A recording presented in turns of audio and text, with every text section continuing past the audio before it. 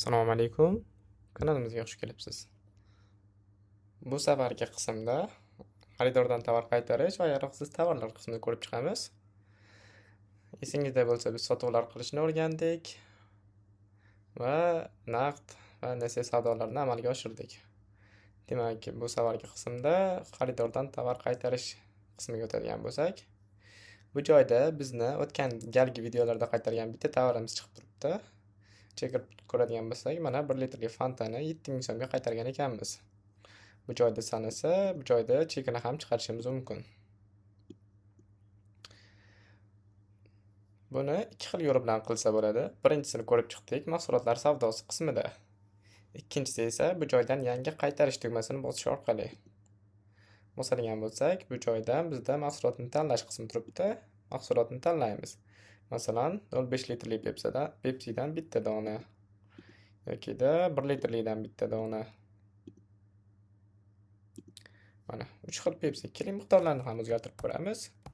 Bundan 3 ta, xo'p, bundan ham 3 ta qilamiz. Va bundan ham 3 ta qilamiz. Har bittasidan 3 tadan ko'paytirmoqdamiz. Buni holda hozir 25 taga, buniki 26 taga, buniki 22 taga o'zgarishi kerak. Qaytarishni tasdiqlashni bosamiz. Bu joyda umumiy summasi chiqib turibdi. Bu joylarga keyinchalik bizda yodimizda qolishi uchun qandaydir izohlar yozib qo'yishimiz mumkin. Xo'sh, qaytargan bo'lsak, keling mahsulotlar qismidan qoldiqlarini tekshirib chiqamiz. Bu joydan tekshirishimiz kerak edi. Keling, osonroq yo'lda mahsulotlar savdosi oynasidan tekshiraylik. Hop. Mana 1,5 litrlidan 25 ta, 1 litrlidan 26 ta va 0,5 litrlidan 22 dona bizni skladimizda turibdi ayni paytda. Okey, bu tushunarli bo'lsa, demak, yaroqsiz tovarlarga o'tamiz. Hozirda biz hech qanday yaroqsiz tovar chiqarmadik, shuning uchun bu joyda hech qanaqa yozuv yo'q. Keling, yangisini yaratamiz. Bu ham xuddi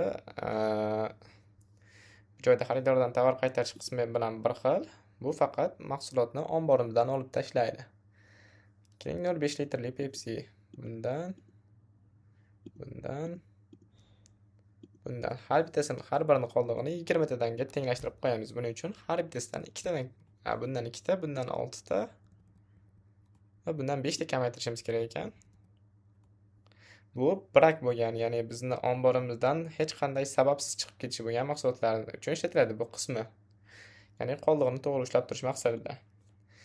Bu joyga yozib qo'yishimiz mumkin. Masalan, bu tovarlarni srok muddati o'tib ketgandir.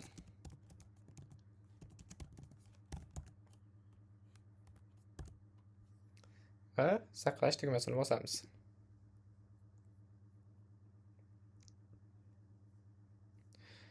Okey, bizda saqlandi. Hozir bu joyda ham ko'rinishi kerak.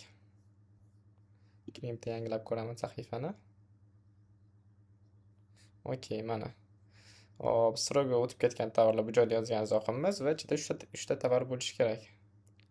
Kirib ko'rsak, mana 0,5 litrli Pepsidan 2 dona, 1 litrlidan 6 dona va 1,5 litrlidan 5 dona.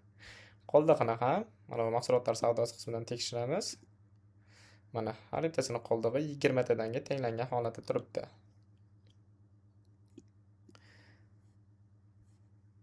Demak, hozir biz xaridordan tovar qaytarish va yaroqsiz tovarlar qismini batafsil o'rganib, ko'rib chiqdik. Okey. Xo'sh, e'tiboringiz uchun rahmat. Bugungi videoda biz mana shu ikki funksiyani ko'rib chiqishimiz kerak edi. Keyingi qismlarda qarzni kamaytirish, ta'minotchiga tovar qaytarish hamda kassa. Demak, bizda qolayotgan 3 ta qismni o'rganib chiqamiz. Hujjatlar qismidagi. Bugungi video shundan iborat edi. E'tiboringiz uchun rahmat.